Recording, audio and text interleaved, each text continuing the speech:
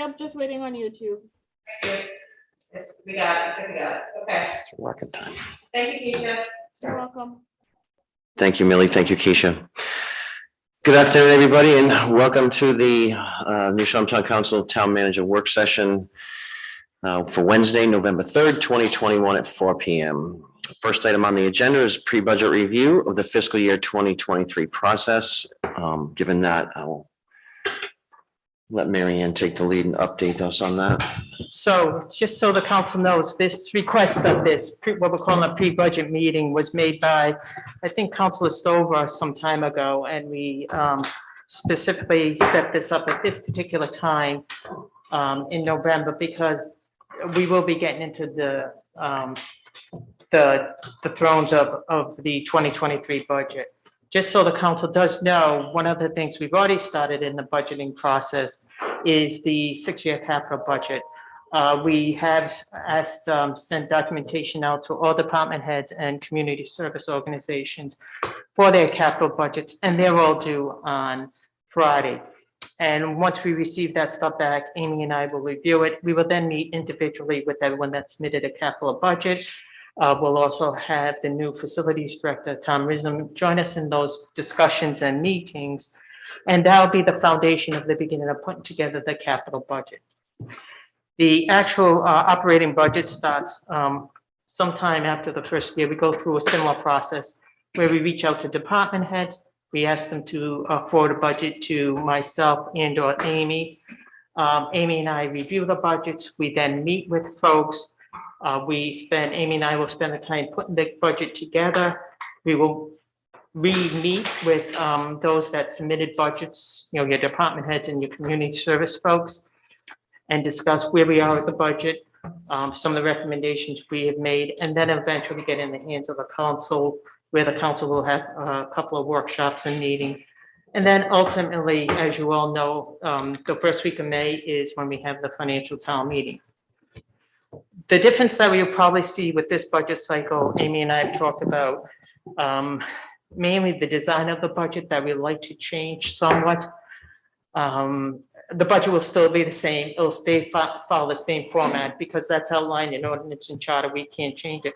But it's more the presentation that we think would be very beneficial, not only to the council, but also the public at large.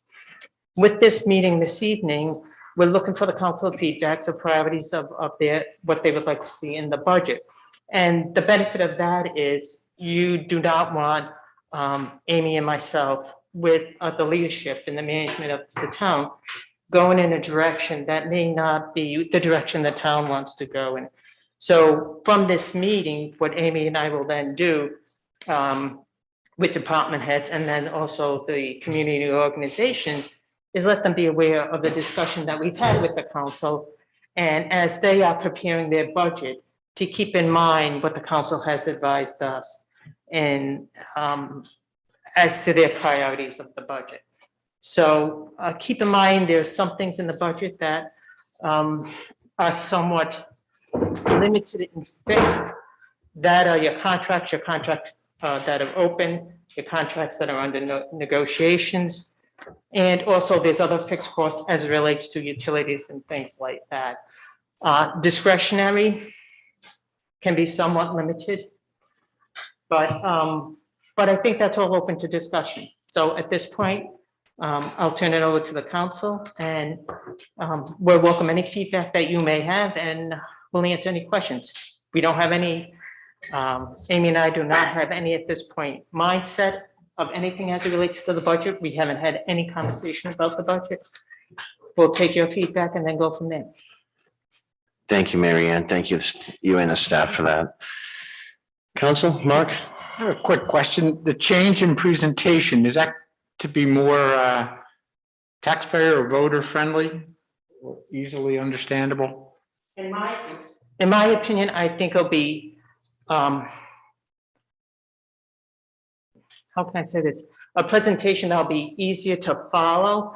For instance, I use Councilor Stover as an example when he said at one of the budget meetings, or it was when we were reviewing the financials, he said, where is the legal line? And Amy and I immediately said where the legal line was, and that caused us to pause. And also in the past 12 to 18 months, we're starting to see a formation of the town government where we now have departments that have become more defined, and therefore the budget presentation will be more defined.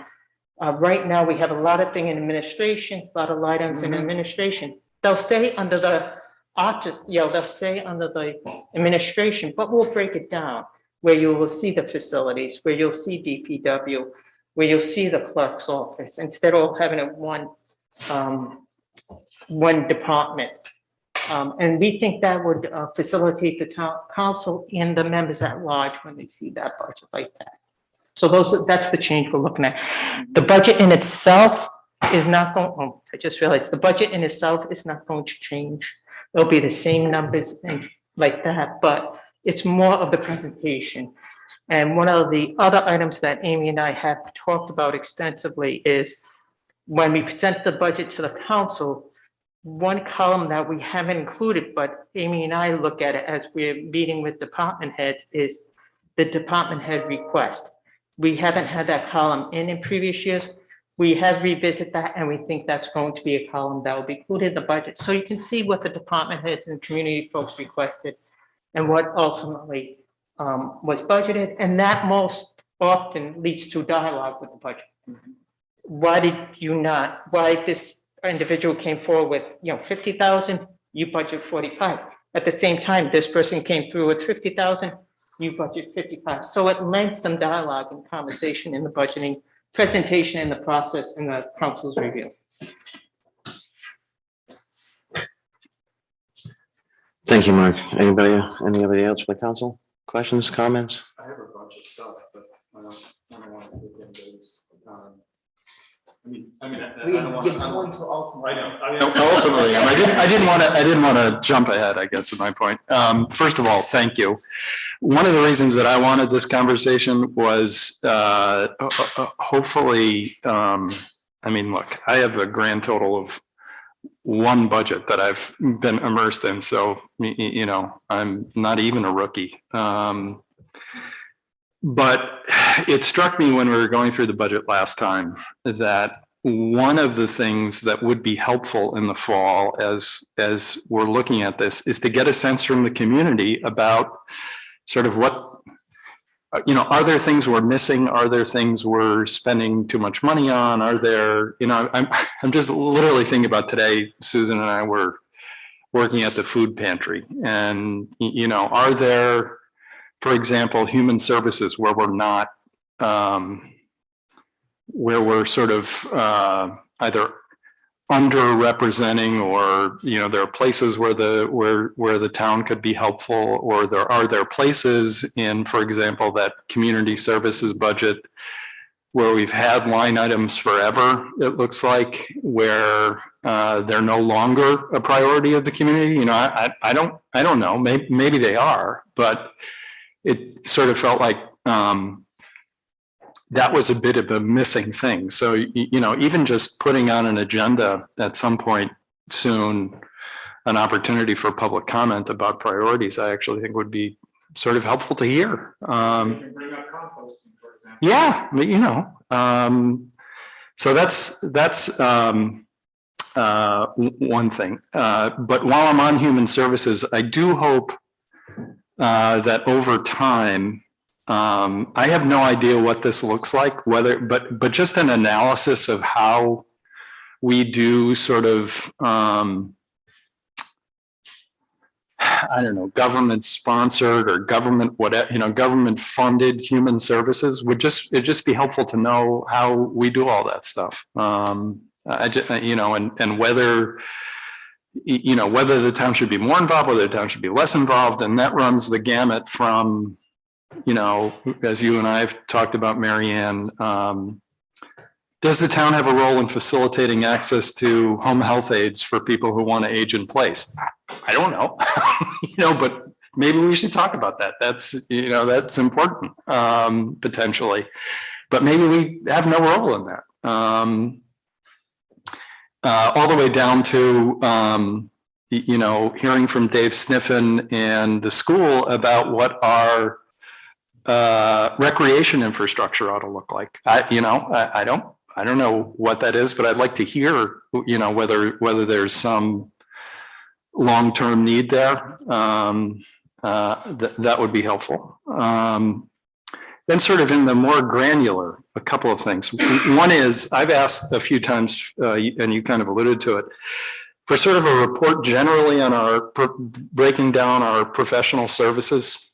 I've mentioned legal. I'd like to have a better sense of how we spend our money on the legal stuff, whether there are places to gain efficiencies, how we stack up against other small towns in terms of the proportion of our budget that's spent on the services of the solicitor, et cetera. How frequently, for example, do towns go to RFP for legal services? I don't know. I'd like to know. And then finally, just sort of a broader, I suppose, philosophical thing, but it has struck me lately that between the hiring of a town manager and a police chief, we've sort of learned a lot about what the market is for capable, experienced public officials, department heads, sub-department heads, et cetera. Because we've had to go off island and expose ourselves to that marketplace. And I think money we spend on a police chief and a town manager, given the results we've seen, are, they're dollars worth spending. One of the things that concerns me a little bit, though, is is there a plan to sufficiently value other, particularly leadership positions, and reflect that in their compensation? Because in a way, when you have to attract department heads from off island, we've seen it, we have to spend more. And that seems to create something of a gap that sort of over time is created between people we've had to bring in and people who have been here and been committed at that level. So I assume there's some plan to kind of make sure that we're at market in these roles. But that I'm going to be paying attention to that, because I think we should be really careful about having a disconnect between, I don't know, I've brought it up to you before, Mary Ann, like, are we paying dispatchers enough in the context of, what we have to pay a chief? Are we paying, we're paying our town clerk something that resembles where the market is for town clerks, because at some point, if that gap exists and we're spending money on the new people and not spending money on people who have been committed here for a long time, then we have a potential friction point. So anyway, just some thoughts. Thank you, Keith. Anybody else from the council comments on that topic? I'm not 100%. I'm not 100% sure if it's truly budget related and process, but I think Keith mentioned something that we talked about a number of times in last meeting, and I think that planning and priorities is a really critical discussion. Call goals and objectives, whatever, and I think the earlier we can get into that, even before budgets. I mean, it drives the budget, right? The planning should drive a budget implication, which then drives, other levels, right? So I think the earlier we can get into that, have that as a public meeting, whether it's January, February, we've tried that before. I think that's a really important part of the process. As far as the budget goes, I heard Marianne, thank you for all taking us down sort of through the map. Can you help some big timing hurdles? So I know March 1st is sort of a big one, March 2nd, obviously FTM. But can you help this, and maybe either as follow-up or now, a little bit as like, okay, look, in your head, you know, this is March 1st is a really big day that we need to sort of figure this out, and if we don't figure it out, it's just gonna wait. That would help me. Amy's pulling up the script. I figured. Okay, then let me say something in the interim. I don't disagree with this. I do think, though, that we're missing a really vital piece of it. And this is what happened when we very first did capital planning. You know, what does everybody want? Without any sense of where we are, of what our finances are, of what our capabilities are, of how much debt is outstanding. And I think we've seen very good examples very recently of debt that we've approved that everybody just kind of forgot about. Or I said, where's the money coming from? Well, you voted it, folks. If you showed up at financial town meeting, you voted it. And then it just kind of goes into the ether because nobody pays any attention to the bonding issues. And I think it's terribly important that we have a sense of where we are before we get into everything we want, because that's all going to have to be prioritized clearly, and what's on the calendar right now and what we have in the capital plan and how much of that's realistic, and how much of that is just, you know, so-and-so wants their own pep. And we all know these things have all been full of those over the years. So I just don't want to act as if we're stepping into, you know, there's this big white canvas we've got. There's a whole lot going on already, and let's not disregard that. If we're gonna build on that though, I think Martha, you hit it something on the nail. Having been on the planning board, when we go through the community support, we have the planning board had multiple meetings with all the department, community support groups. And it was about splitting up at the end of the day, 10,000, you know, I mean, it became so frustrating because there wasn't the money there for exactly what you said, to do almost anything anyone wanted to do. So you were stretching out, you know, and yeah, let's start with what's reality. But and the other thing that and Keith mentioned, the Helping Hands, I think that we have a tendency, and I've seen this happen over the past X number of years. If we have something that's running really well, that's being done by volunteers, that we have it's an extraordinary group of very generous people out here. Is there a reason for the town to take it over?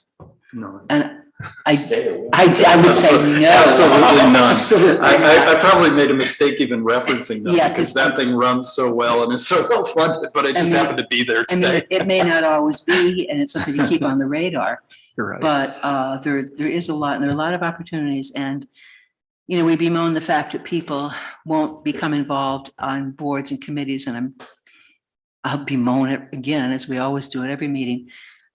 But I think we tend to forget all of these other people who do put in so much work and so much money and time, talent, and treasure. It's not, there's a lot of it out there. A lot of it's being used very well by the community. And it's not, and it's also in a way, when we start talking about the town should do it, I feel like we're completely disrespecting this extraordinary amount of work that's been done for so long by so many people. So, I mean, just to be clear, I actually agree 100% with what you said. I just happened to use Helping Hands as an Because you were example there. because I was there. You just wanted to say you were there. Yeah, exactly. But it was, I just, and by the way, I mean, big part of what I was saying is, they're making stuff in the budget that we don't need to do anymore. You know, I mean, there's as much room in my head for that as needing to do new stuff. And I don't know whether there's any new stuff to be done. I just think it's worth, you know, looking at regularly to see, you know, whether there's stuff we're doing that we shouldn't be doing, or things that we need to do, or better coordinated. That's probably right there. Yeah. and maybe things that we should be doing that we haven't been doing, like Yeah. maintenance or. Yeah. Thank you, Martha. Anybody else? Council? Amy, have a comment? Sure. So just, Marianne gave you actually a lot of the real benchmarks, but it really starts with the capital and the school budgets. And so those will be happening sometimes before we in the town and at the council pay attention, mostly through January. And so it's always nice to see what's going on over there before it shows up on our desk. And then the town manager will make that presentation to the council of the budget by the third Monday in March. In reality, we tend to do it closer to the second week in March, just so that we don't run out of days. But that third Monday in March is when the town manager must present that to the council. The next major milestone would be the third Monday in April, which is when the public hearing is. And so by that point, everything needs to really be finalized. And so we have that month-long period at the end of March and beginning of April to get it all buttoned up.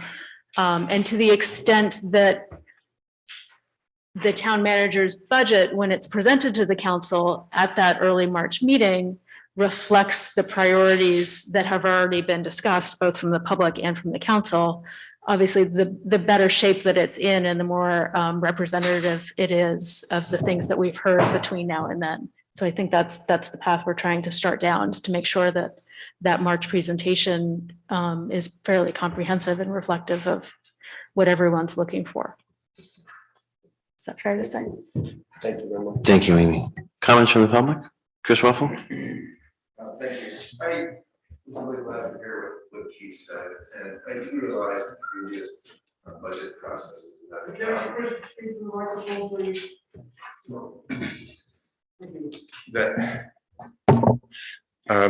I was really happy to hear Keith say what he did today. Having been through the budget process quite a bit, I do realize there are obligations that the town has that, you know, they're not going to forego, and that discretionary spending is pretty limited. We went through a study on that and what that entails. But I will speak more of this in item 3. I think the island is pretty much in a crisis for a lot of people that can't make it out here. You're not wrong, Chris. Thank you, Chris. Kristen Bauman? I'm usually the emotional one, but I'm going to try to keep it together. I'm Kristen Bauman. I come here as the library director and a resident of High Street. So I want to say a couple of comments. One is that NAMI, Block Island, National Alliance of Mental Illness, I wish it was mental health, but it's mental illness, as well as the medical center. And by no means do I want to speak for the medical center today, but we are having conversations about a community resource advocate. That we have a job description from 4 other rural communities in Rhode Island that use that. It speaks to exactly what Keith was talking to. This person would connect Block Islanders with resources that are on island and off island. So we're looking at job descriptions that are 24 hours a week. You know, not that much money, really affordable, really worth, you know, the bang for the buck there. And we hope to present that to you during budget season. So this is a little early to talk about that, but it does address what Keith was saying, perhaps something of what Chris is feeling. This is about making sure people know how to navigate getting signed up for health insurance, knowing that there's therapists at the medical center, knowing that some of those therapy sessions are free. Note, here's something I learned yesterday, the medical center is sliding scale, making sure that people understand the medical center is sliding scale. It acts like a bridge, right? See, there's a lot, when you're having a mental health crisis, there's a lot of obstacles getting you to your help. So this potential person would act as a bridge in many ways for mental and behavioral health issues, financial issues, food stamps. You know, maybe we could get someone to get the BIG to accept food stamps, all those things. So there is some things in the works to address it. And I think that also comes from us not having enough hours for Marianne Seebeck, which is also a budget issue.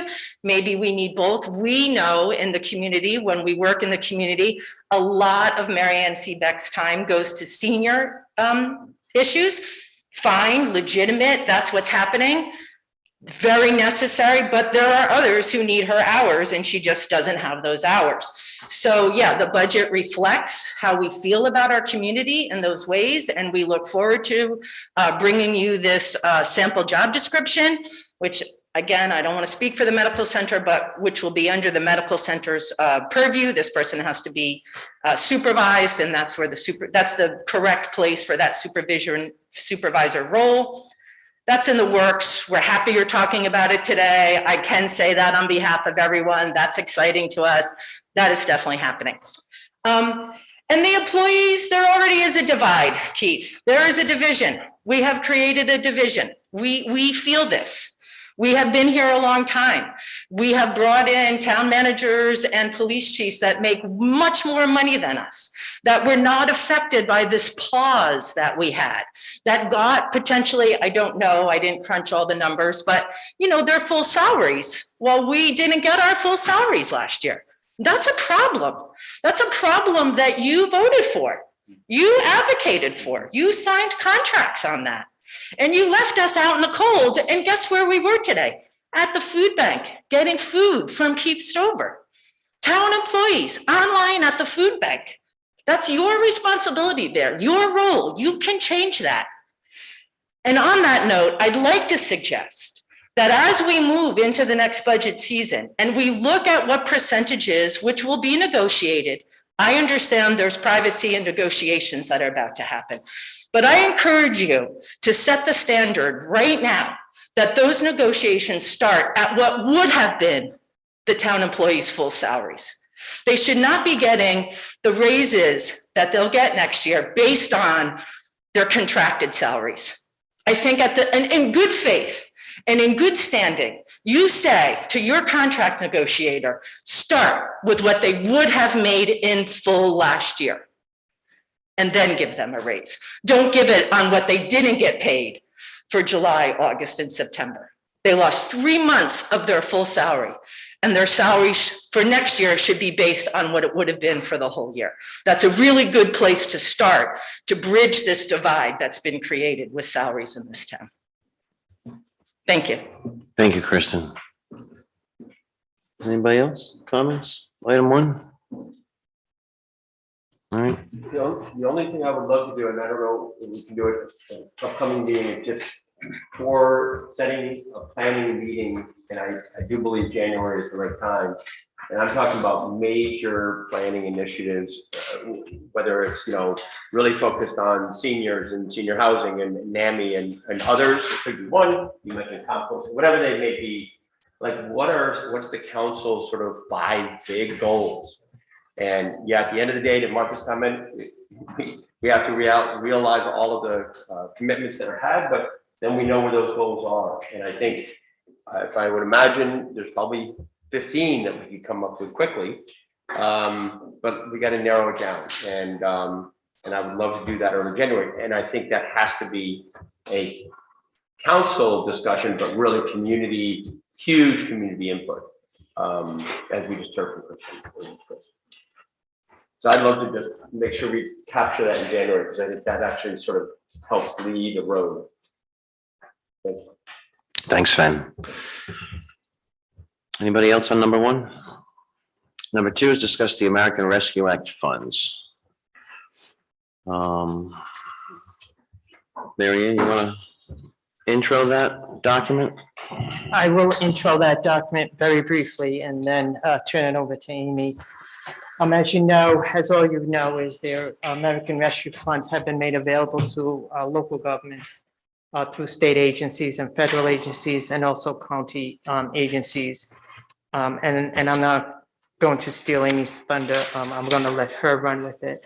But as you read through this document, you can see what at this point the town will be getting in regards to those funds, and it's significantly less than I think some of you folks would maybe was anticipating based on what you're hearing with surrounding communities. As Amy's memos outlines, South Kingston is getting almost $9 million. And we're at the 300,000 mark. So with that said, I will turn this over to Amy. She's attended a number of meetings. I've attended a number of meetings. We have enough information here. There is some stuff that still needs to be dialogued out from the U.S. Department of Treasury and also with us. So this is just the first of, I think, of many conversations we'll have in that regard with the American Rescue Plans and the funds. Go ahead, Amy. Thank you so much. Sure. And I know there are a lot of words on these pages. I'm going to walk you through the important stuff because most of it is really framework that I think it's important for the town to codify in our record. But at the end of the day, I just wanted to give you a general understanding of the framework around the ARP funds. And as Marianne said, a lot of communities you may be reading about or hearing about are spending quite a bit of time and effort in very robust discussions about how they are planning to use these funds. And not that we aren't glad to have these dollars available and that we won't deploy them in the most effective and efficient way possible, but they're not as material, I would say, to our overall financial picture as a lot of communities may be receiving. So for those who may not be following along, I think there are some upfront and it is on clerk base. But the total that New Shoreham is expecting is $302,000. And that's a combination of the municipality level distribution as well as the county-based appropriation. Since Rhode Island doesn't have much county level government, that's being passed through directly to the cities and towns in Rhode Island. And those funds must be obligated, have a plan assigned to them before December 31st, 2024. So we have a pretty long framework with which to decide how to deploy these funds, and they must be expended by December 31st, 2026. We've received half of those dollars already, and we expect the second half within the next 12 months. But again, we have till 2024 to obligate them, and then 2026 to fully expend them. As you can imagine, the Treasury has put together a pretty rigorous set of guidelines for how they can be used. And there are really four categories that I've outlined here. And they really revolve around focusing on the response to the public health emergency and the economic impacts that have resulted. And there are some examples there for what that looks like in assistance to households and small businesses, in recognizing eligible workers performing essential functions. The third category, providing government services to the extent that we saw reductions in revenue throughout the pandemic. And then the fourth category is really infrastructure investments, and they're focusing in those guidelines on water, sewer, and broadband. And so you have a couple examples throughout those four categories of what would be eligible uses, if that makes sense. But before we could get to spending it, one of the important calculations that we had to do, and we've really spent I've spent a lot of the last few months getting a handle on this aspect, is the revenue replacement category. And really, as a town, identifying what those revenue losses were for us over the eligible period.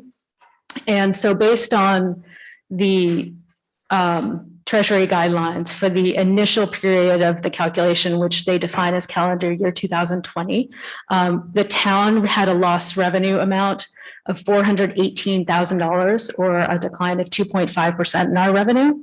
So obviously that is greater than the $300,000 that we're receiving back. And that's only the first year of revenue loss calculation.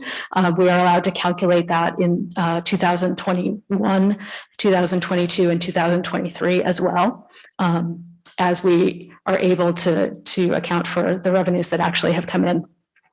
So that's a big component. A lot of communities don't meet that revenue replacement threshold at all. And obviously for us, that's an easy category for us to have qualifying revenue and expense. As I said, a lot of communities are holding public hearings right now, or workshops, or sending out surveys. Some are engaging consultants, and there are a lot of preliminary plans on the city and town websites. They're actually really interesting to look at and exciting for those communities. There are a lot of interesting programs that are being developed. And one example is South Kingston, as Marianne mentioned, just under $9 million that they're expecting to receive. And they've really focused on 3 areas for that aid: economic recovery, which includes public and public-private investments in the downtown village area, mitigating the negative economic impacts.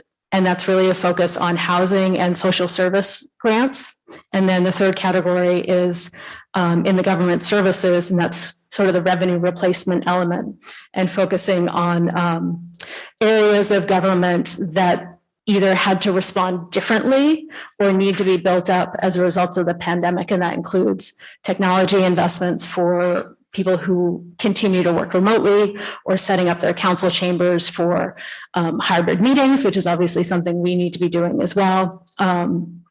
Other changes in how government services are brought to community members in order to serve them better, and in a lot of ways do the things that we've always wanted to do, like moving building permits online, moving a lot of the clerk functions online that we really were forced to do quickly as a result of the pandemic. So those become eligible expenses as well. So those are just some examples from South Kingston.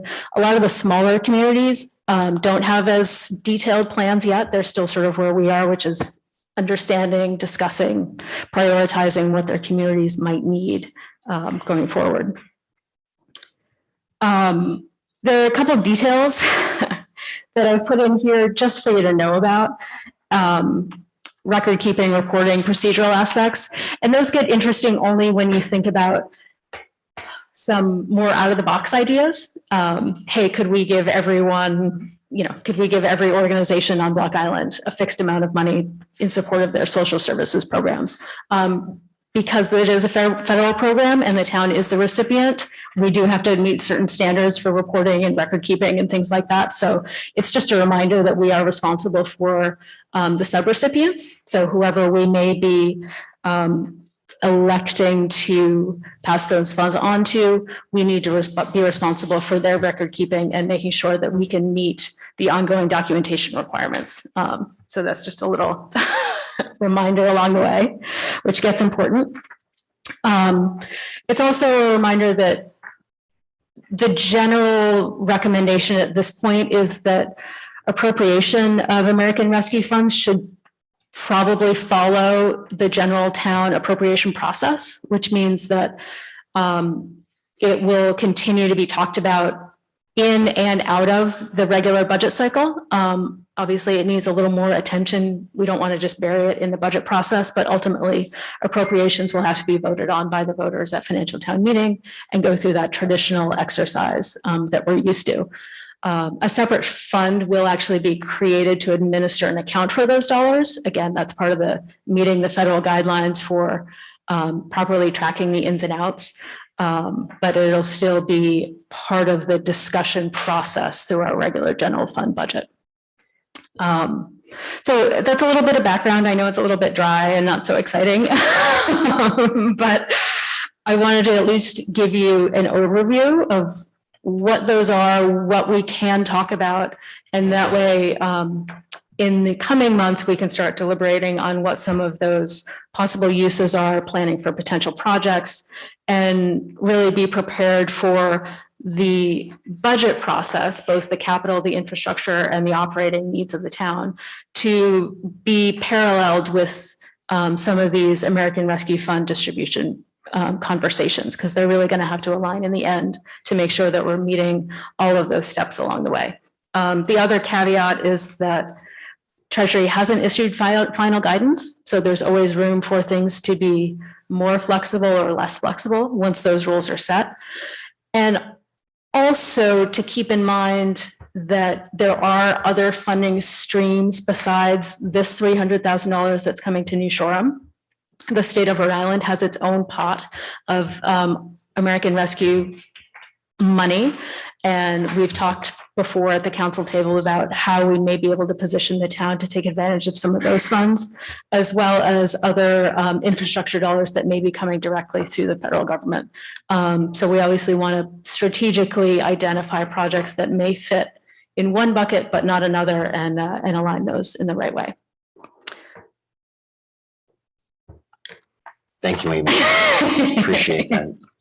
So bottom line, Amy, Rhode Island gets 1.8 billion and we get 300,000. Yes. So it's hard to see, if I can share a chart of how every city aligned up, and you can pass that down if you want. You want It it? is unbelievable. I don't even need to see it. It is so disgusting, and I'm so mad, and I don't know even how to react when the second lowest town, Little Compton, gets 1 million. You get a. Okay, that's not fair. That's, I'm just looking at the numbers. why now I am annoyed. Thank you, Sven. You're welcome. This is ridiculous. No, this is, Martha. and I'm just going to share one thing that I know people have heard this before, but when they first put the omnibus tax replacement, oh gosh, Relief and Replacement Act in, and it was supposed to be half of the financing of the schools was supposed to be covered by the state, which of course there were some that weren't covered. We were one of them. This is back in the 80s. We put in a list of things where we were losing revenue that year because we had a big increase. They were supposed to be exempt from the increase, and one of them was loss of state revenue. And I never forgot this. It just like defined our problem that Amy's dealing with still today. And the letter we got back from upstate was, you don't get enough state aid for it to count as a loss. And that's fundamentally where we still are. And that is a struggle that our finance director has. And it's real. It's. So, Yeah. so just to Martha's point, for everybody in the audience, especially the paper, on real percentages, we get 0.016%. 0.016%. Did they do a straight per cap? How did they have? No. Just curious about. A million people in Rhode Island, basically.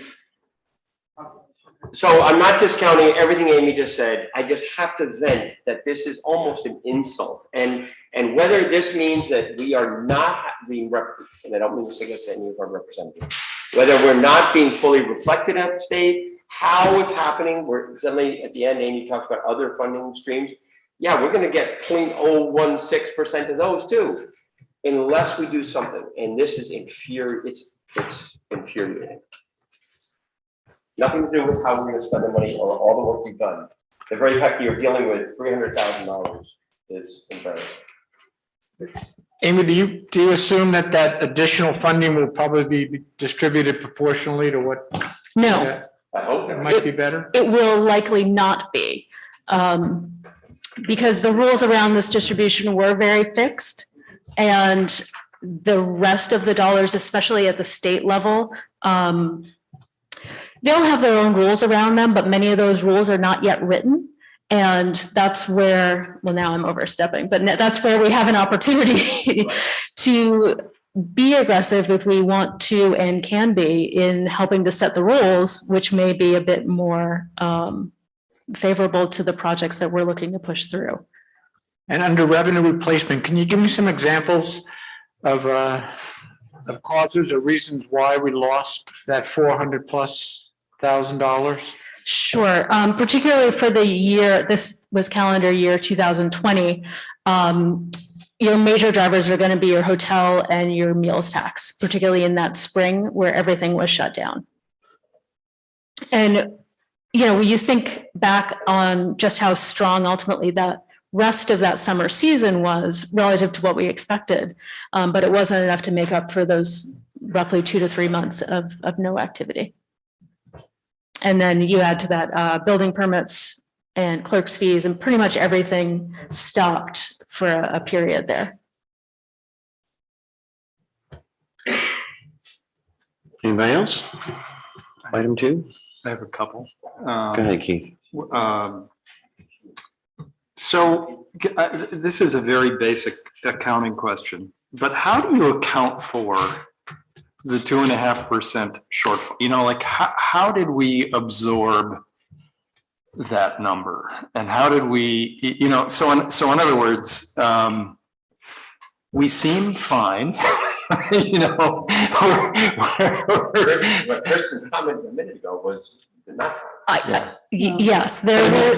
We're not overdrawn on our checking account. I'm not talking about the personal implication. Like, how does that operate? How did it work? Let's Yeah. refresh our Yeah. memory about what went down. And this is without notes, so bear with me. We started with a very healthy financial position. That's always been a priority for this community because we know nobody's going to come and help. Right. So we do start from that place. Then some real sacrifices were made. And Kristen mentioned the employees, and that was a big part of that. We cut most other functions in that fiscal year 20. There was no revenue coming in, and we didn't do projects that spring. We didn't do things that needed to be done. And then going into fiscal year 21, again, we had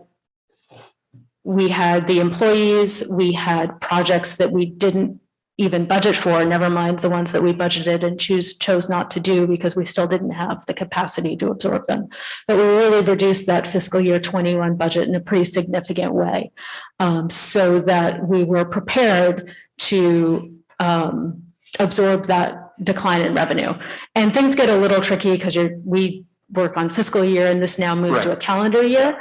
And so calendar year 20 would be the worst of it in terms of absorbing that major revenue loss. But we started healthy and we made a lot of sacrifices along the way that we haven't fully recovered from.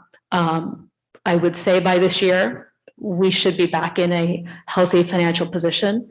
But I think we really worked through that in 22 as well. Gotcha. But we also, in the budget, when we were putting the budget together in the spring of 2020, we're finalizing it. Didn't we pare down the projections on revenues that ended up being higher than we expected? We did. In order to be prepared for whether things were actually even going to get worse, we had very conservative revenue adjustments, and we had very conservative expense constraints in order to make those two things align. We ultimately in 21 did see some better revenues come through than we expected. Again, those aren't going to be reflected in this calendar year 20 calculation. But yeah, we did both. We paired both the revenue and the expense. So are we going to hear from you what your thoughts and advice are? You know, for example, I don't know, broadband is one of the eligible things. Are you going to, is someone going to opine that, you know, for example, the revenue loss was so substantial that we should use it in our general fund budget to fund things that we had to defer? Is that, or we'd suggest $400,000 reserve fund in the broadband project because it's, you know, like, are we to look to you to, you know, provide us with some thoughts from you about that? So, you know, next steps is deliberate on possible uses of the funds. And like Amy said, these funds will be in a separate fund, not in the operating, and we can use them as we go through the budgeting process. The good news in this whole thing is these funds need to be obligated by December 31st, 2024. So that gives us a couple of years, which doesn't mean we don't have to do it right now. So you may see Amy and I come back to you and after meeting with department heads and things like that, say, you know what, they came forward with this. This fits the American Rescue League, American our funds, and therefore this is what we'll budget it. We'll budget it in the general fund, and we'll make, for lack of a better term, a budgeting transfer from this other fund that we have set up, as long as it meets the requirements of the Treasury Department. And we're looking for input also from the council, possibly as to, maybe you folks have some ideas. I just had two things. One is I just have a bias against using found money for, essentially found money, as small as it is, for creating something that results in an ongoing obligation, because it sort of sets you up for a cliff in the general fund budget. So that's kind of something that generally concerns me when these kinds of things happen, And the other is, it would be helpful, either through data or even anecdotal. Town employees being one, but to get a sense of who was most impacted in the community. I think I don't have a good handle on that. I think I might have a guess at certain groups that were particularly heavily impacted, but I think it would be worthwhile to have a sort of better sense than my guess about kind of who was impacted. So anyway, We've got a better sense of who made money. right, exactly, that too. That leads to Public record and Right. a lot of things. yeah. Is there any way that we can parlay any of this, I'm thinking about broadband, into what, do we have a roadblock because it's already existing ongoing project to begin with? But the other thing that I think is a pretty good argument that this really underscored our isolation, our vulnerability, our, all of those things that, the no bridge, the no tunnel, we're out here, we're on our own. And if we're going to have any kind of viable community, we have to have things like that aren't going to be tremendously burdensome on the taxpayer, which again, I'm sorry I keep going back to that, but it's just stacking up. And is there any kind of pathway there? Or am I making this totally incomprehensible? No, you're not, you're making sense. It's a clear question. And I haven't honestly gotten into the details of the broadband question that much, honestly. I don't know, maybe just because I'm deep into You have nothing else to do. broadband. Nothing else to do, Amy. From what I understand, there's nothing that would preclude us from using that in this way. I just hadn't really I'm looking for investigated more it. money. I'm looking for more money. It may be that may be a path where we have very persuasive arguments for some of those other dollars. Okay. Has always been a thought of mine, but doesn't mean we won't look at it. Whether we go ahead with paying someone to represent us, I'm going to be fascinated by the process, because I hope we'll be asking, what would your strategy be? I want to hear that. That's fine. A couple of things. One, I tend to follow the logic, given the generation of these dollars, that it should go to those that were most hurt or impacted. And now we can have a big debate about that, but at least that's sort of the logic flow. Now, we may need to put it towards things like broadband and then take, move money around and everything, but I do think we should focus on those that were most hurt. I'm sorry, but I can't get it out of my head right now how this just represents, and we need to move fairly fast on the fact that we are out here, we are alone, and we're watching dollars fly everywhere else other than here. And that meeting that Keith just alluded to can't come fast enough, because I will guarantee you, we are not even thought about. And this is just so, I mean, I understand it's sort of population based, but it's based. So therefore we need to go and argue why it was unfair and how we should have a better logic stream. You know, for a population based, we'd have $1.8 million. Well, it says population based, but it's clearly not. Young Whitney. So I think need is a big driver to those who are hurt and those who are in need. Thanks, Finn. Chris Warfel? I have two businesses on Block Island, and I'll tell you, last year during COVID, one did quite well and one did not. And looking at this list, I think the federal government has stepped in with so many different programs for businesses that I would not want to see this money used to help out businesses. I think there were plenty of opportunities for businesses to take part of them. As far as other projects listed here, sewer, water, broadband, et cetera, you know, those projects in my mind are already budgeted and obligated for the most part, and to use the small amount of money would be diluting its effectiveness for other things that it could be used for.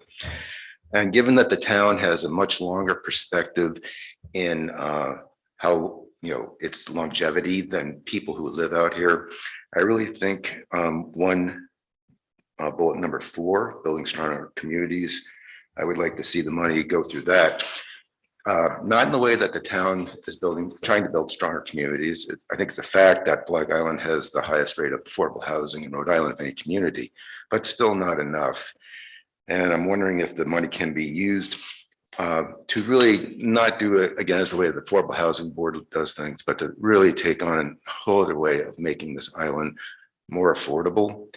It's a lot of money that could be used for that, because right now what I see is you know, people struggling so much, and you know, it's getting worse. This past couple of years has shown that I think the economy is diverting.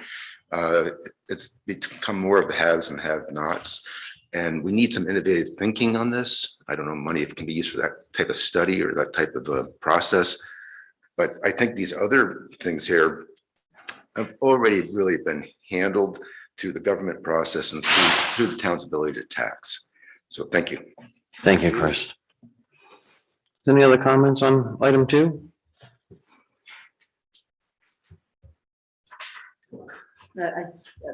Chris, I made a reference to Chris. When I made a reference to, we could tell who was making money. You know, it's public record. Land has been insane. And I don't think that's going to change. Oh, that's unfortunate. And I think you're bringing up a very good point, and I have no idea how to even begin to get around it, because it's just getting worse and worse.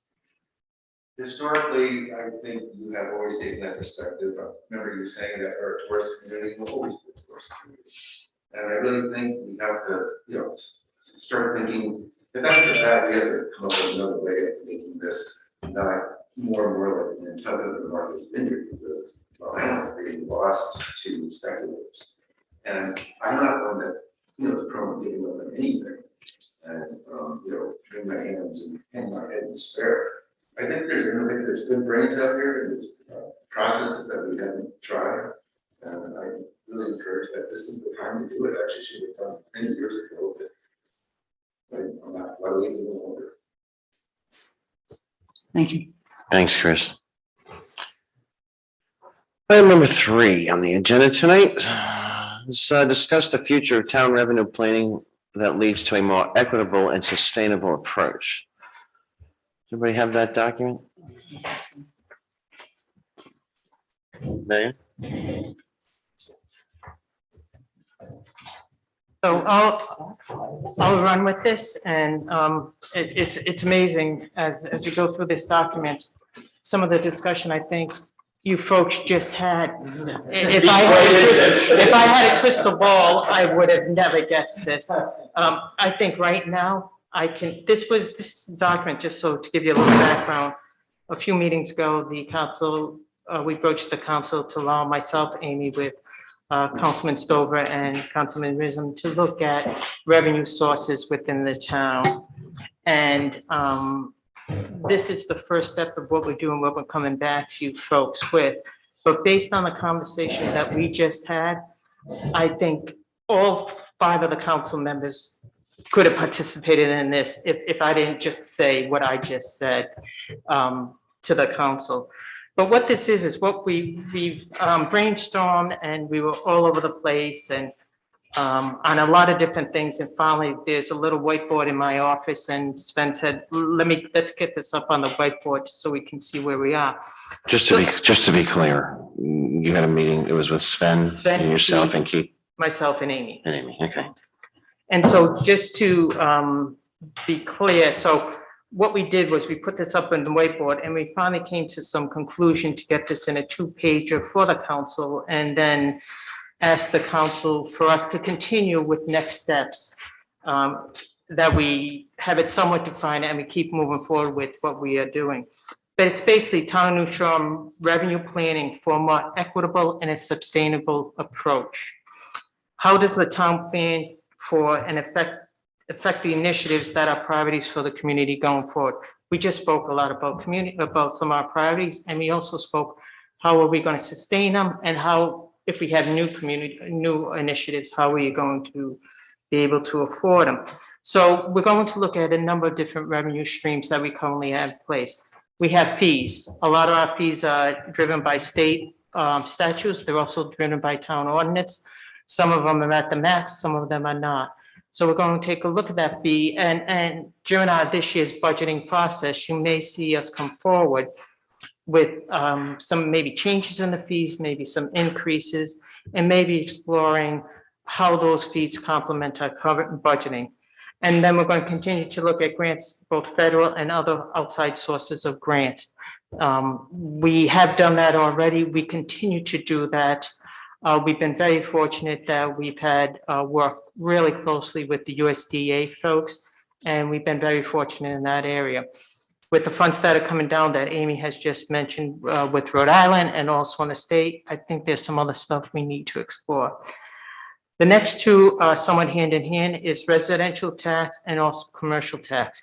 Currently, the town of New Shore does not have a commercial tax. Is that something we would like to explore? Right now, we looked at a map of the state of Rhode Island, and I think we came up with pretty close to 50% of the communities do have a commercial tax. We don't. So that's something we'll start looking at. And then we'll look at other sources of revenue and consider what is best for the town going forward. So one of the things we talked about extensively is modernizing the property taxes system with the goal of ensuring fair and equitable distribution of the taxes for all residents, visitors, our commercial folks, and see where that lies. A number of communities have done this already or in the process.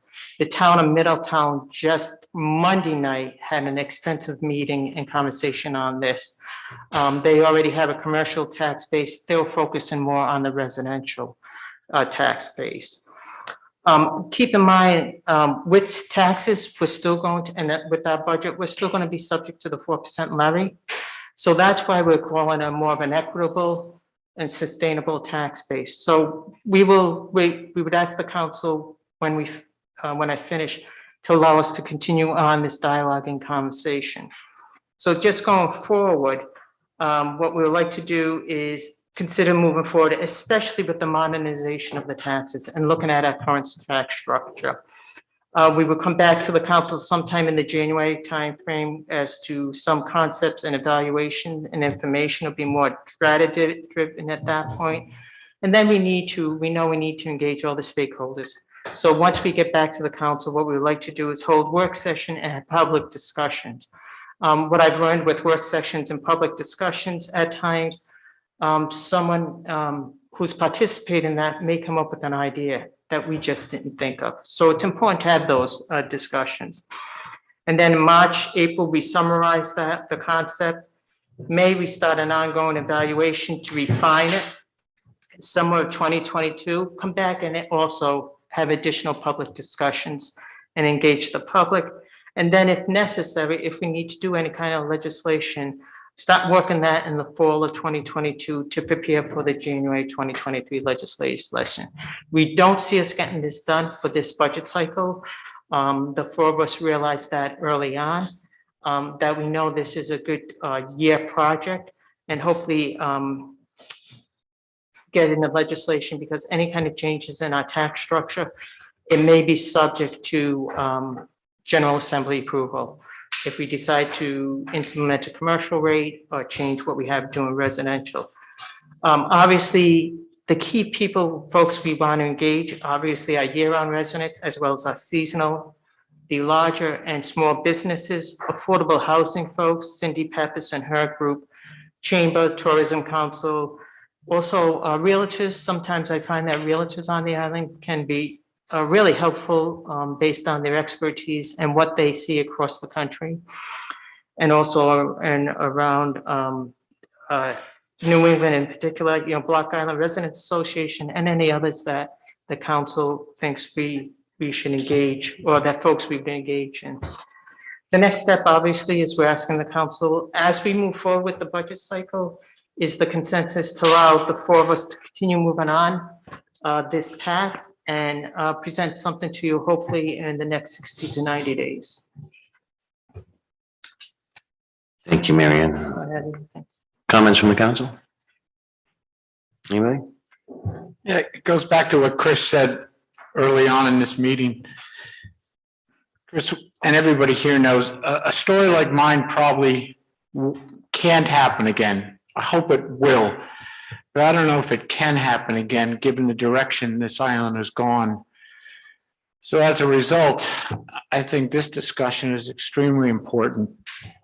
And we've talked about a concept called the homestead tax. Is that something on the plate? And could you get us information about that so we can pursue that? Just about everything's on the plate, but yes, we have had some brief discussion about homestead exemptions. Go ahead, And Mark. the other huge thing that I think is becoming more and more of a factor every year is how do we define residential? I know how it's defined under zoning, if you, but it's not. I mean, all you need to do is look at the ads for how much a place is rented per week, per summer, and tell me that's not a business. I mean, some of these numbers are insane. And I don't know if they're sustainable, but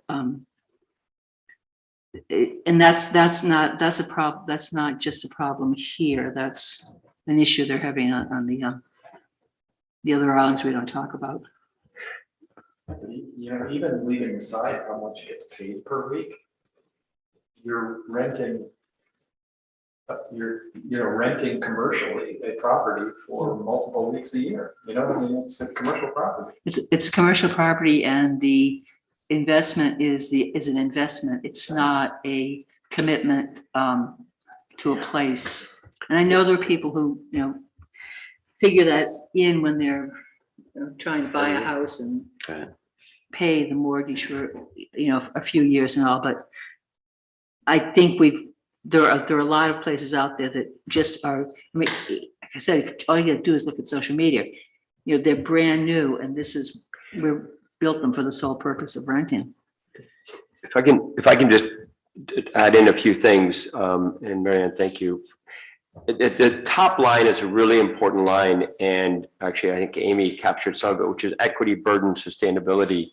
And that is about the fact that the goal of this effort, and we spent a lot of time talking about this, is really trying to make sure that the burden, and what I mean by burden is burden of all the expenses and costs and the burden of life on Block Island is much more equitable. To the point that Martha just brought up, if you're renting your house for so many weeks and you're bringing in $5,000, $10,000, it's crazy numbers. And that is in a residential, use. So how do we think about that from a tax point of view and from a sustainability point of view? To Mark's comment on homesteading, it's essential for so many people here. But also then the discussion gets to be, if you're a renter, a year-round renter, you know, how do we make sure that your rent doesn't go up because the taxes went up, which means, you know, I mean, it becomes this trickle disaster. And how do we make sure that need is taken care of, or that need? And it gets very complicated, and not just even on the residential part. You know, then you got the commercial part, and you know, you got multiple sizing of commercial. You got some people with small stores that are sort of struggling along and trying to figure out how to make that work, and then you have other businesses that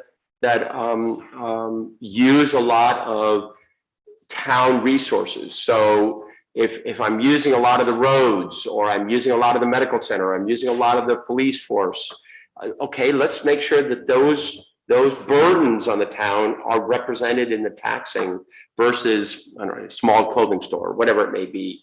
And I think those are things we've all been discussing. And that's really that top line there. I don't think anybody, at least in this discussion, is thinking, oh, we'll have residential tax and a commercial tax and make this very simple. This is going to be a very complicated one. The other thing, and just so we don't get too, the taxes are the big discussion right now, but I do want to credit at least one person in the audience on fees, because I know a long time ago, David Lewis and I, and probably others, talked, and it's not just even about are the fees set right, but are they being collected? And whether that's on building permits, on what you can go through a million ideas of fees, but not only are the fees set right, so mooring fees, you know, et cetera, wait list for the moorings, but then are they being collected? And so that was captured in both of those. Thank you. Thanks, Ed. Council, good? Chris? Thank you. This is great. I'm so happy that this is being discussed. The title, TNS Revenue Planning for a More Equitable and Sustainable Approach, it would really be helpful, I think, for people being able to talk to each other to somehow define or set goals for what more equitable or sustainable actually means. It's pretty nebulous. It's a nice, those are nice words, but what kind of equality are we looking for? What would be the town's definition of sustainability? Because it's a word that, those are words that are used quite a bit. And otherwise people are just going to be possibly talking past each other. I just had a question on the modernizing the property tax system. Can you briefly say what is the problem with the tax system, property tax system? Why, you know, how is it out of date? Is that? I mean, I think in terms of modernization, what we've seen is so my understanding is that the state of Rhode Island, I mean, you know that in a lot of areas, we have virtually no power to do anything about some of the problems because they're governed entirely by state government. So one of the areas where Rhode Island, the state of Rhode Island, has shown flexibility towards municipalities is in the assessment of a differential property tax rate, one rate for commercial property, however defined, and one rate for residential property. They've also shown flexibility on homestead exemptions where they're constructed differently in different towns, but where basically there's a recognition of year-round resident property owners, and a definition of what that means, and a lower rate or a credit, basically. So that's so modernize really means to kind of look at making what would be some. I mean, my own opinion is that moving in this direction makes a lot of sense. But it's substantial, and that's why Mary Ann and Amy sort of put all of those groups that we need to talk to and sort of socialize it a little bit. But it's not an insubstantial change potentially. Thank Is you. that? does Yeah, that no, answer that has Chris? more flexibility. Yeah. Better able to target. Yeah. Goals with your system. Right. So I would want to respond to the key participants part. This is, a lot of these people are groups are, I would say the normal groups that you would come to mind. And I'll tell you, some of these people that you've identified, they're pretty disenfranchised. They really don't know how to speak up. And I tried to get one person to come to this meeting and they thought the council would make fun of them. So that's what's going on. And so- I'm sorry, Chris, I didn't get that. What's that? Well, I'm sorry, could you just repeat what you Yeah, said? I'm sorry. They thought the council, I tried to encourage one person to come to this meeting that I feel is disenfranchised, and able to live out here and the way that almost everyone here lives, and an intelligent person. And they just said basically that they thought the town council would make fun of them. That they're basically not confident and able to represent their thoughts in public forum. And if you really want to get to sustainability and what I think is that quality, there's going to have to be a considerable effort to include people like that. It's because their inclination has been not to get involved, and it's almost sowing the seeds of their own demise. But it's very understandable. It's not easy to speak in public, and get embarrassed and all that kind of stuff. So I just want to point out that there's going to be a lot of effort to seasonal and part-time residents, if that's one of your focus groups. And maybe the others would be just, basically the nomad, the couch surfers out here. Getting them to come to these meetings would be a real great gift, I think. All right, thank you. Chris, thank you. Chris, remind those people who are reluctant to come that I lived in hallways, garages, sheds and everything. So you're not going to get a chuckle out of me if they show up. And Chris, thank you for that, because I think you hit the nail on the head there.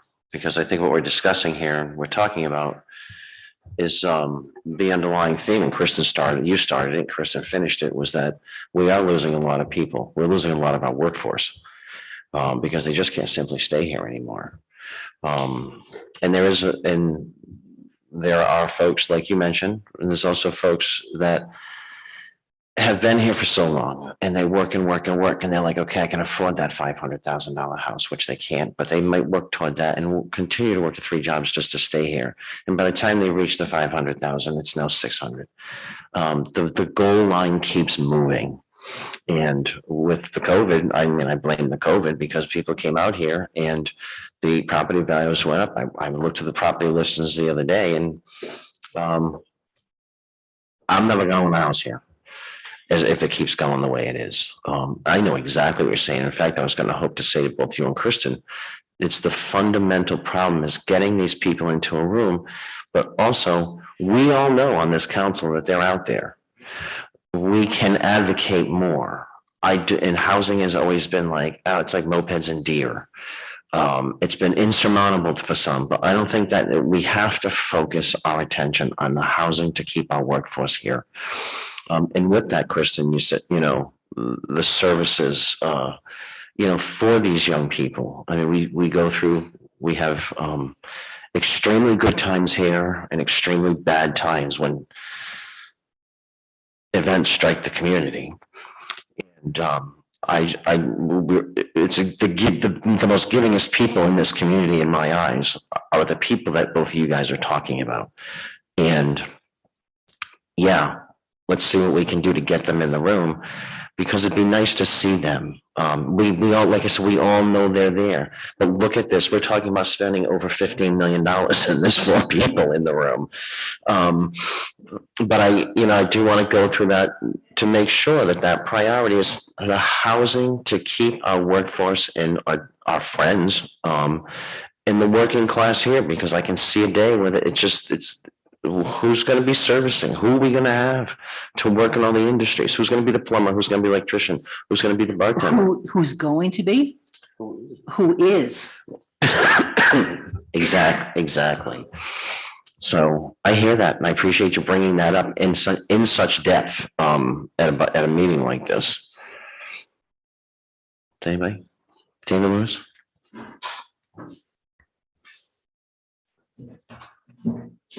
I just wanted to add a few other details to what Keith and Chris said, and also what Sven said prior to them. So if I can remember what both of these things are. With regard to the commercial rate potential for commercial tax versus a residential tax, I think everybody in this room anyway has a good sense about the valuation of housing. We may not like the numbers, but we think we know what the process is, and most everything is done with respect to the sales approach. And we have a vibrant sales market in real estate, and real estate is taxed accordingly. Less certain in my mind, and I don't know that anybody's never been able to explain it to me. I haven't talked to that many people, but this is, I think it's a complete mystery to most everybody how commercial property is assessed for valuation. When Vision Appraisal first came into this town in 2001, I was at the first public meeting that was given to describe how that process was going to work. And I did ask him about commercial property because he wasn't talking about it. And quite frankly, he didn't give me a very satisfactory answer about good process. What he told me was, and we all know that there's very little transfer of commercial property here on Block Island over time, and it's very difficult to make any value judgments about what the sales represent, what the sale of any particular property represents in terms of true income earning potential. He talked about things that sounded like the Federal Reserve with CPI. He talked about presumed annual rent if you had to rent a space rather than rent the whole, own the building. But nevertheless, it wasn't easily described to me, and I've been quite a bit cynical ever since. I think that's something that needs to be taken into consideration as part of the solution to needing this commercial rate, because we may never be able to unravel the subtleties of commercial assessment. But a differential rate would certainly be something that perhaps we have more control over. Second point I wanted to make, was in line with what Sven said. 2 points to be made. Number one, I appreciate that Sven recalled our conversation over the last couple of years. And a couple of things that were in that conversation included the fact that it wasn't clear that the town, in this case, the state, with the seasonal rental tax and the collection of sales taxes that was put in place about 4 years ago, which hit Block Island particularly hard. It's never been clear to me that we were harvesting the state was harvesting all of the money that was required for that, because people weren't voluntarily filing the sales tax reports. And I think I have no proof of any of this, but I think it's gotten better in recent years. But because the realtors, I think, do provide 1099s to some of their clients, a lot of people are not using realtors. But secondly, there is more emphasis now on forcing at the state level. Massachusetts, I know, is doing it, and City of Boston's doing it, and Rhode Island has attempted to do it, although the governor vetoed it, to require licensing at the state level through Airbnbs and the companies that are providing that. So it's just more evidence that there's leakage here, because we get a percentage of that seasonal rental tax returned to us in some manner. The other point that I would make is, what the heck was it? We talked about Airbnb, talked about the tax. The third thing was so important. Oh, well, can't remember. Part of getting old, I guess. All right, if I can think of it later, it is worth mentioning. If I can think of it, I'll bring it back. Thank you, David. Kristen? Is there currently a commercial tax? None, zero. Tax rate. Just to be clear, the commercial tax rate and the residential tax rate are the same. For property. for property, yes. But we don't say tax a business to do business in this town. There's no business license. There is no business license and there's no, say, income related tax. It's just taxed as property. Is that clear? So just to confirm, so a business will pay taxes, if it's 10 acres, they'll pay the same taxes given the valuations as somebody who lives in an RA zone of the same valuation. It doesn't matter what's on that property. That's what you would think based upon the meeting that David and I went to all those years ago. You look at those cards. That's not the case. It is incomprehensible. I have no idea what they do. Interesting. Yeah, Kristen, and a business license to me would give us another series of checks and balances to maybe address all our notices of violations on the island too. So this could be a real windfall. Go ahead. This is why we have to press on with this, because we have to figure out what the state permits us to do, what we would have to, because it may be a more comprehensive piece of legislation that gives us flexibility around fees too. I don't. Let's not make it too complicated because we've had these, this is the reason we didn't get anywhere with this back in the 80s, was it? Oh, here we go, the 90s 80s maybe. and back. I don't know when it was, but it was just got so freaking complicated because everybody had to get their thing into it. Everybody's, threw up their hands. I think that prioritization is really, really important. One step at a time is really important. The whole comprehensive package, you can put it together and chip away at it, but I think it's been everybody's experience on this island. You just don't. Once you get the list that has 40 things on it, nothing gets done. If you've got 5, you can do it. That's, you're in the ballpark. Millie or David, go ahead, whoever, go ahead. I figured I'd let you go first. So the other point I had to make tied in with Sven and Keith and the relative urgency of a lobbyist. 4 or 5 years ago, I started talking about, and I've stopped talking about it, so some of you have heard it, some of you haven't. The idea that if we were to hire a lobbyist, but even if we didn't, I was promoting the idea that we need to convince the state thinking that Block Island is not a cost center to them, we are a revenue center. And that is demonstrated by all of the tax revenues from sales tax, all the obvious taxes that were generated for the state coffers by Block Island as a business community.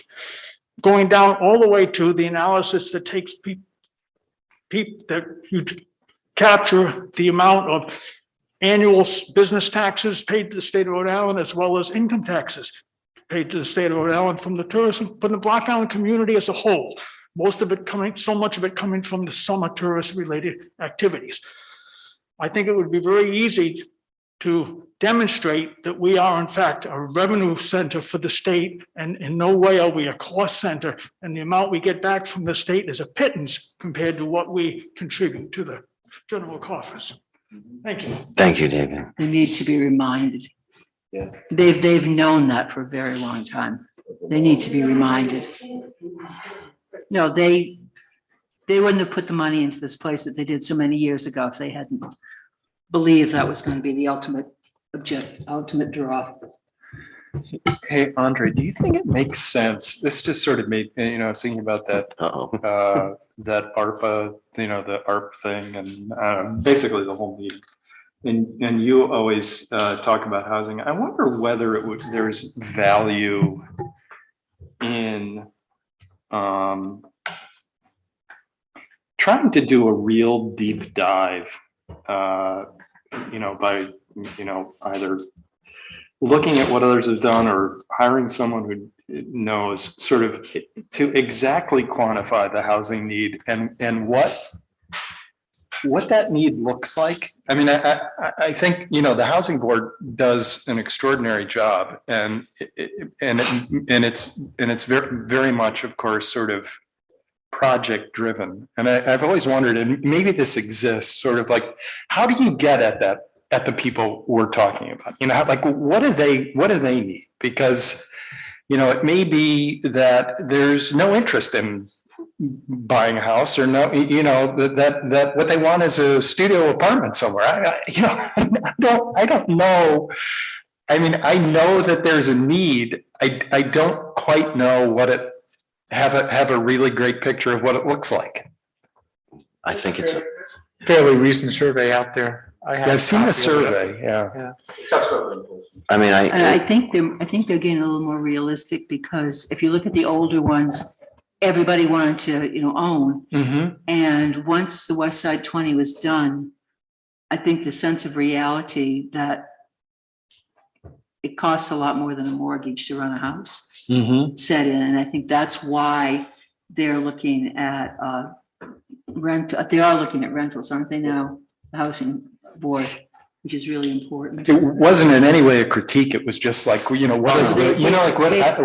Right. They've been doing this for years. and I think, you know, as I said earlier, I think a lot of people who have been through this, been doing this for years, I think it's financial right now. Mhm. And like I said, the goalpost just got Right. put back right. so far, and it's been incrementally moving also. Right.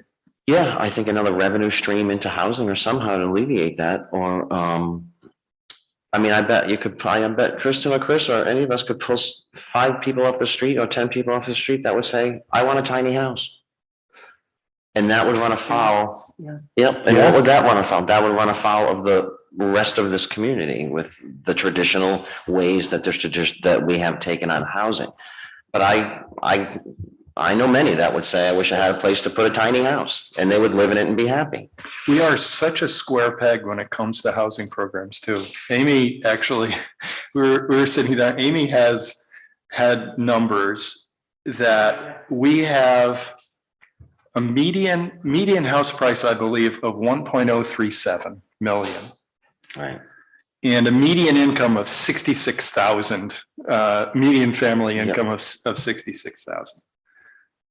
And that information's right on the Realtor's website. Yeah, and the median income is too high to qualify for state programs. It's like, this is why we are a square peg when it comes to a lot of these things, and we need to try to make people understand that we're essentially, for a lot of the population that needs and wants housing, because of the way it's distributed, we're not even eligible for aid outside of the town of New Shore.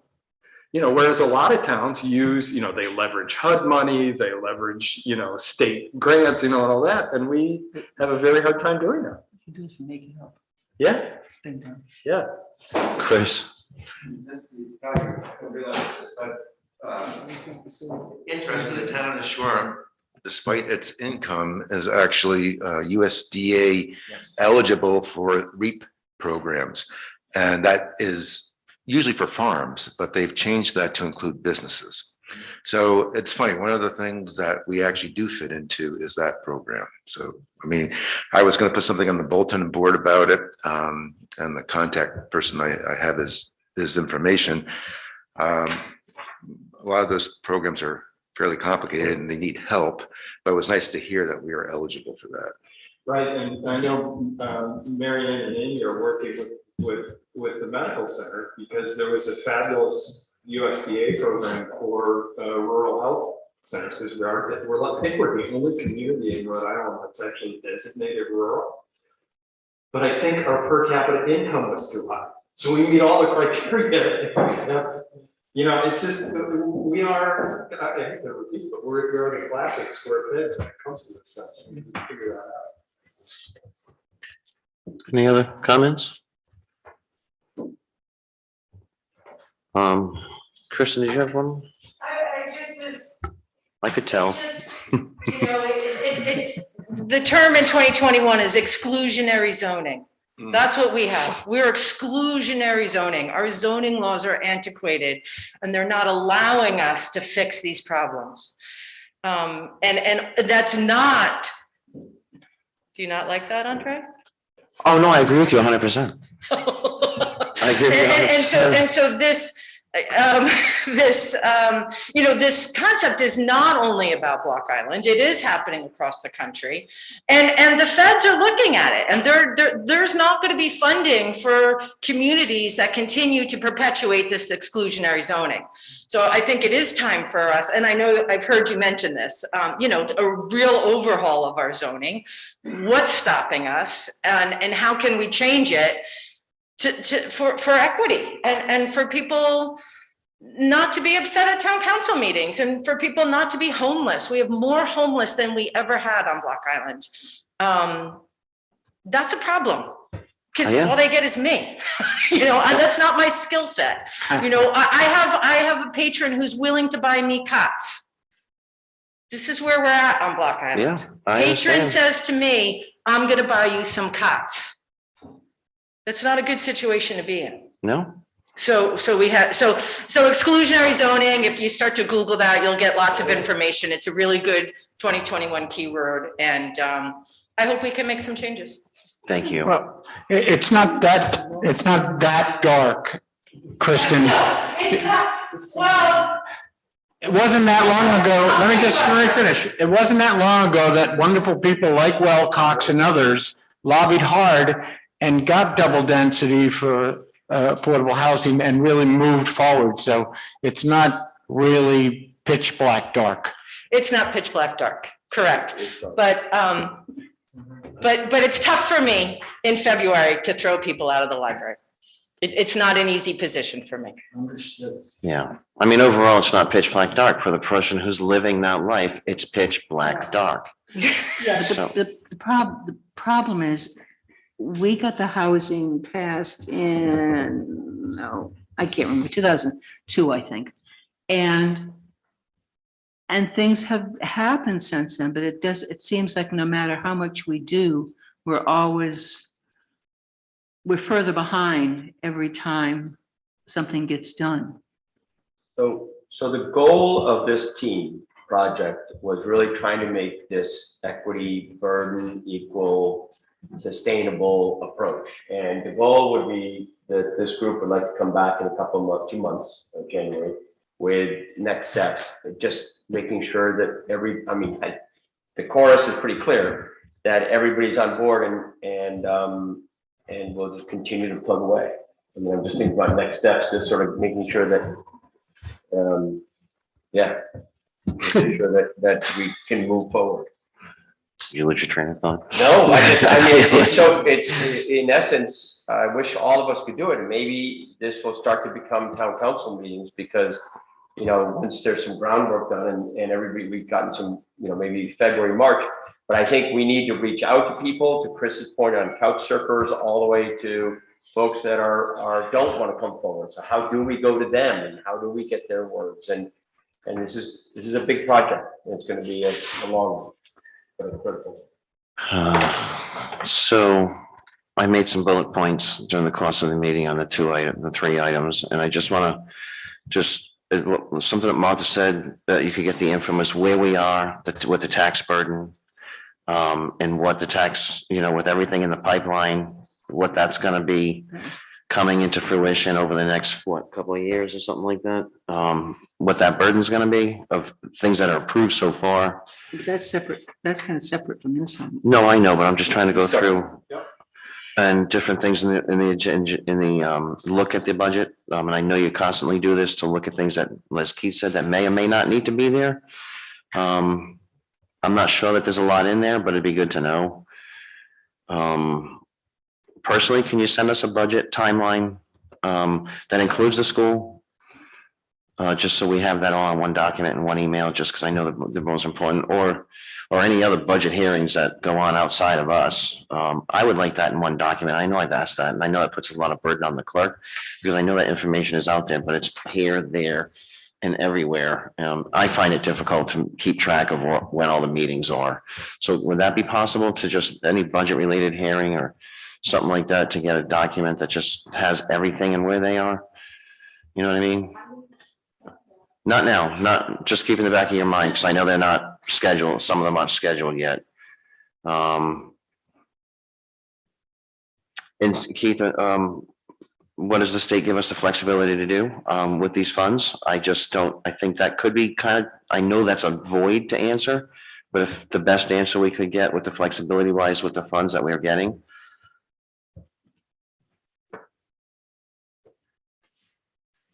That's something Keith brought up under number 3. Or 2. You want to clarify? I think what I was raising is the areas where the state, where there exists flexibility. Thank you. Just, it's all Chris. Good. Is there anything else? Marching orders for our staff? I was just gonna say, we might have been short in attendance, but we were really long and valuable input from everyone who came today. Thank you. Thank you. Kristen and anybody else? David, any more comments? Before I adjourn,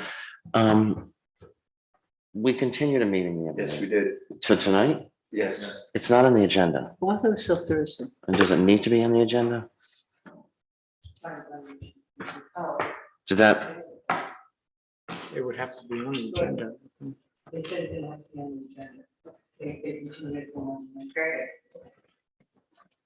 So it did not have to be on the agenda, right? I'm That's just, why I thought we did it till Thursday, because it was too late to meet the Wednesday deadline. Perhaps the best is to repost the agenda with the continued item. But the continuation, I don't think would be in jeopardy with the fact that it wasn't posted, but that is the highest and best is to, and so had I known that, I would have, just reposted that agenda. Or if you had someone competent doing minutes, maybe you would know.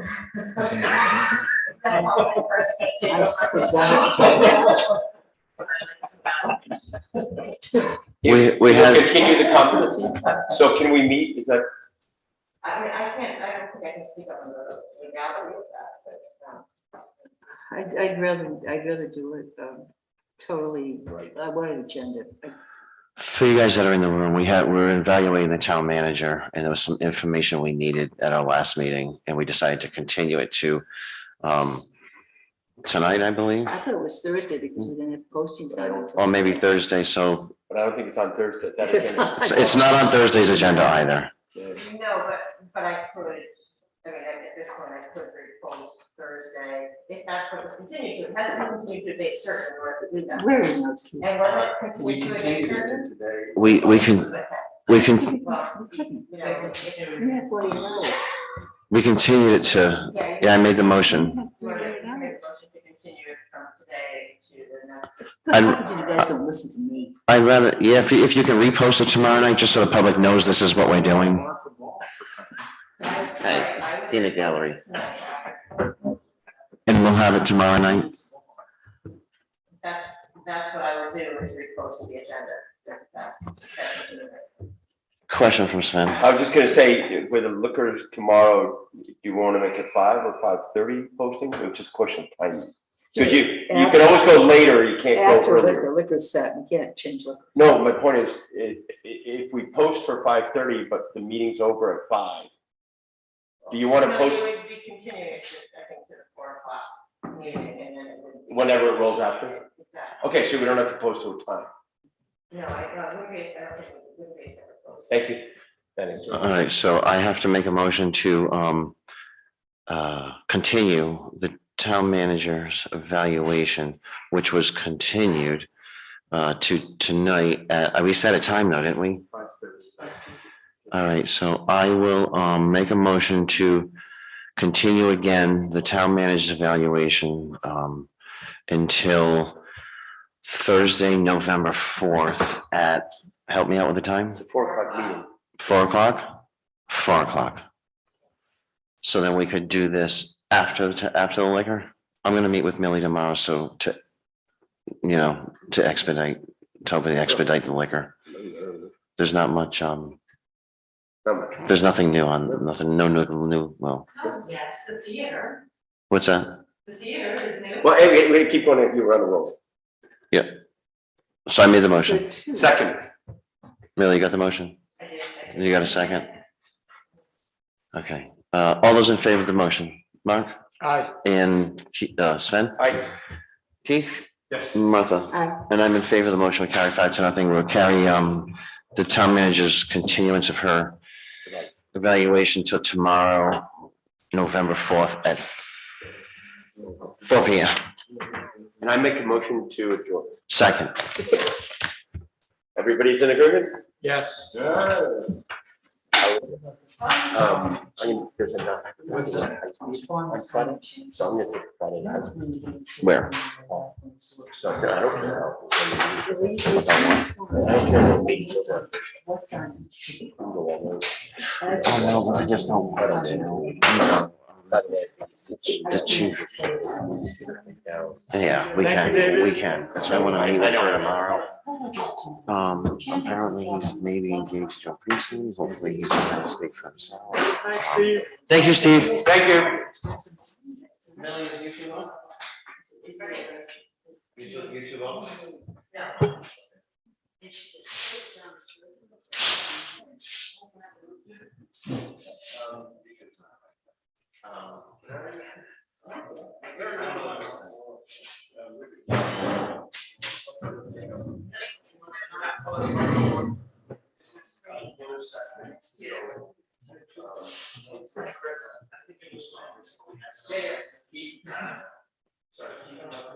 This is for tomorrow night closed session, so.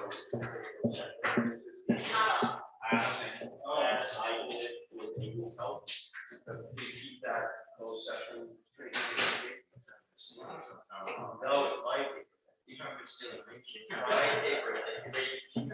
Literally, you can't afford it. But do keep that in the closed session. It's easier to get it now.